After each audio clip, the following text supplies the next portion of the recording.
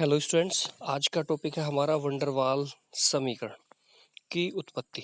ठीक है स्टूडेंट, इसको हमने पढ़ना है। वंडरवाल समीकरण से पहले हम आदर्श गैस समीकरण देखते हैं student. PV is equal to NRT. ठीक है स्टूडेंट, अब हमने देखना क्या है, जो ये आदर्श गैस के लिए समीकरण अप्लाई होती है, वंडरवाल ने जो वास्तविक गैस होती है उसके पी और वी में जो चेंजेस हुए हैं उसको ड्राइव करके ये समीकरण नई समीकरण की उत्पत्ति की। देखते हैं स्टूडेंट, आदर्श गैस के समीकरण को हम संशोधित करने के लिए आयतन V यानी V और दाब P के संशोधन की गणना करनी है। आयतन संशोधन देखते हैं। वास्तविक गैसों के अणु दृढ़ और गोलाकार होते हैं जिसका आयतन कैसा होता है स्टूडेंट, निश्चित होता है। आदर्श गैस और वास्तविक गैस को इस तरह से दिखाया गया है। अब आदर्श गैस का जो आयतन है V, उसको हम VI से रिप्रेजेंट करेंगे। I for ideal Adarsh gas. ठीक है, तो वास्तविक गैस V माइनस गैस के अणुओं का आयतन B, तो हम इसको रिप्रेजेंट कर सकते हैं VI बराबर V माइनस B। B है वास्तविक गैस के 1 मोल का अपवर्जित आयतन कहलाता है स्टूडेंट, जो B है। अब B का जो मात्रक देखना है student, V is equal to क्या है हमारे पास, VI V माइनस B, और हमें B का मात्रक निकालना है स्टूडेंट।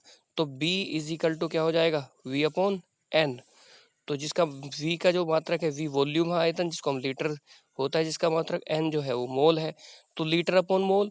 और जब लीटर, ये जो मोल ऊपर जाएगा लीटर के पास, तो क्या हो जाएगा, इनवर्स। तो लीटर मोल इनवर्स इसका मात्रक हो जाएगा।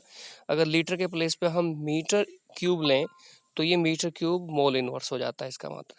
अपवर्जित B अणुओं की वास्तविक आयतन का 4 गुना होता है स्टूडेंट, ये हमने याद रखना पड़ेगा। अब दाब देखते हैं स्टूडेंट। अगर बाह्य दाब देखना है तो अणु क्या करते हैं, अंतरले अणु जो होते हैं वो वॉल जो होती है उस पे क्या करते हैं, लगातार टकराते रहते हैं। लगातार टकराने की वजह से जो दीवारों पे जो प्रेशर एक्सर्ट होता है, ठीक है स्टूडेंट, वो होता है, जो दाब होता है वो होता है कंटेनर के अंदर जो एग्जर्ट कर रही है गैसें, जहाँ दाब, वो उसका कुल दाब, जो आंशिक गैसें जो हैं, अगर एक से अधिक गैसें हैं तो उनके आंशिक दाब के योग के बराबर होता है वो। ठीक है स्टूडेंट, अब देखना है वास्तविक गैस के पात्र के अंदर उपस्थित गैस के अणु जो है सभी और अन्य अणुओं को आकर्षित करने वाला आकर्षण बल लगता है। जो पात्र में अणु पात्र की दीवारों से टकराते जाते हैं उस पर परिणामी आकर्षण बल पात्र के अंदर की ओर होता है। अतः अणु पात्र की दीवारों से क्रम वेग से टकराते हैं और आदर्श दाब की तुलना में वास्तविक दाब कम होगा। ठीक है, तो P इज इक्वल टू क्या होगा, P माइनस P। ये जो पी आई है, P I is equal to क्या हो जाएगा स्टूडेंट, ये पी माइनस इधर जाएगा तो प्लस हो जाएगा। तो जो पी बराबर है दाब संशोधन स्टूडेंट। तो गैस के जो अणु हैं उन अणुओं की संख्या जो टकराने वाले अणुओं के खिंचाव डालती है, ये गैस के घनत्व पी पर निर्भर करता है। इसे हम पी कह सकते हैं, रो कह सकते हैं। जो पी है वो समानुपाती किसके है, देखो घनत्व जो हमने इसे पी से रिप्रेजेंट कर रखा है, तो ये जो पी है इज इक्वल टू है दाब के समानुपाती होता है। उन अणुओं की संख्या पर जो पात्र की दीवारों से प्रति इकाई क्षेत्रफल पर प्रति सेकंड टकराते हैं, ये भी गैस के घनत्व क्या करते हैं, रो। इसको हम स्टूडेंट रो कह सकते हैं, रो पर निर्भर करते हैं। तो rho is equal to directly proportional किसके होता है, पी के होता है स्टूडेंट। ठीक है, अब यहाँ देखते हैं, जो रो इज इक्वल टू है पी स्क्वायर है, और समानुपाती का चिन्ह हटाया हमने, मोल लेके आगे, तो ये हम कह सकते हैं स्टूडेंट जो है हमारे पास, या पी की वैल्यू रख दें तो हमारे पास क्या होगा, rho is equal to n square we square, और ये हमने समानुपाती का चिन्ह हटाया और एक कांस्टेंट लेके आए ए, तो P इज इक्वल टू हो जाएगा student A N square upon V square. P I is equal to होता है P प्लस, ये जो रो प्लस P होता है। तो putting the value of P, देखो P की हमने क्या करना है, वैल्यू रखनी है इस P की प्लेस पे। तो ये P I is equal to rho plus A N square we square. आदर्श गैस समीकरण होती है P V is equal to N R T, पर आइडियल के लिए पी आई वी आई। ठीक है, आइडियल के लिए ले रहे हैं, और जो पी आई और वी आई का जो मान है क्रम से हम रखेंगे, तो इज इक्वल टू, देखो P V is equal to N R T होता है स्टूडेंट, एन आर टी। तो P के प्लेस पे अब रखना हमने P plus A N square we square, और V के प्लेस पे रखना है V minus N B N R T. तो ये वंडरवाल गैसीय समीकरण आती है, जो किसके मोल के लिए अप्लाई हो रही है, एक एन मोल के लिए। और एन अगर एक मोल के लिए अप्लाई होता है तो एन के प्लेस पे हम वन रख सकते हैं। ठीक है स्टूडेंट, तो 1 मोल के लिए ये समीकरण हमारे पास जो ड्राइव करी है वह है वंडर वाल समीकरण। ए का मान उन गैसों के लिए अधिक होता है जिन्हें सरलता से द्रवित किया जा सकता है स्टूडेंट, यानी ए का मान जितना अधिक होगा आकर्षण बल उतना ही अधिक होगा। जैसे HCl NH3। ए का मान कम जो होता है किस गैसों के लिए होता है, हाइड्रोजन, नाइट्रोजन और ऑक्सीजन। ठीक है, ये द्विकणुक होता है। निम्न दाब पर student P is equal to A upon V square V minus B square is equal to R T, ये भी 1 मोल के लिए है। n मोल के लिए होता है तो n से मल्टीप्लीकेशन हो जाती है स्टूडेंट। ठीक है, अब नेक्स्ट देखते हैं।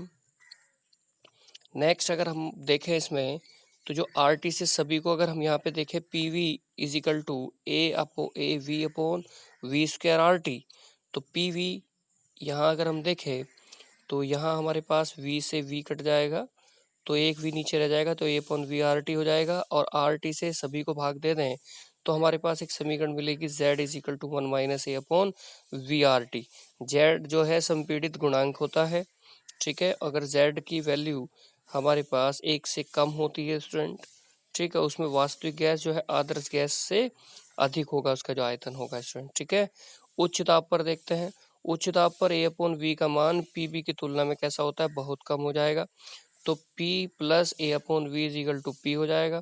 तो यहाँ हमने जो समीकरण है van der Waals P plus A upon V square, उसके प्लेस पर हमने P रखा और V के प्लेस पे V minus B R T हो जाएगा स्टूडेंट। तो कुछ अब इस तरह से हम इस समीकरण को कर सकते हैं।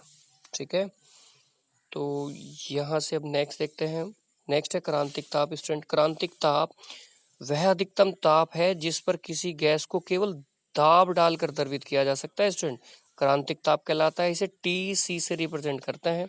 जैसे कार्बन डाइऑक्साइड के लिए 31 डिग्री सेल्सियस होता है, यानी 304 केल्विन होता है। इस टेम्परेचर पे या इससे नीचे टेम्परेचर पर हम केवल प्रेशर डाल के गैस को द्रवित कर सकते हैं, लिक्विड में कन्वर्ट कर सकते हैं। नेक्स्ट है क्रांतिक दाब।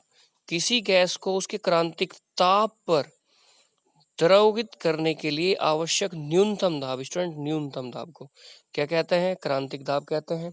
जैसे CO2 के लिए 72.9 ATM होता है, यानी यह क्रांतिक दाब है, मिनिमम दाब है जिस पर हम क्रांतिक ताप पर CO2 को क्या कर सकते हैं, यानी 31 डिग्री सेल्सियस पर द्रवित कर सकते हैं। क्रांतिक आयतन, किसी गैस के 1 मोल द्वारा क्रांतिक ताप और दाब पर जितना आयतन घेरा जाता है उसे क्रांतिक आयतन कहते हैं। जैसे हमारे पास CO2 और क्रांतिक आयतन वॉल्यूम है तो C, बस क्रिटिकल के लिए C, जैसे प्रेशर है तो PC कर देंगे। तो कितना होता है, 94 ml होता है स्टूडेंट। ठीक है, ये हमने याद रखना है। क्रांतिक ताप किसी गैस के अणुओं के मध्य लगने वाला वह आकर्षण बलों के सामर्थ्य का माप होता है जो आकर्षण कम होने पर गैसों को द्रवीकरण भी कठिन हो जाता है, जिस कारण क्रांतिक ताप भी कम होगा स्टूडेंट। ठीक है, ये हमने याद रखना है स्टूडेंट। एक बात और याद रखनी है हमने, अगर क्रांतिक ताप से अधिक ताप होता है तो हम प्रेशर डाल के गैस को द्रवित नहीं कर सकते स्टूडेंट। आज के लिए हम इतना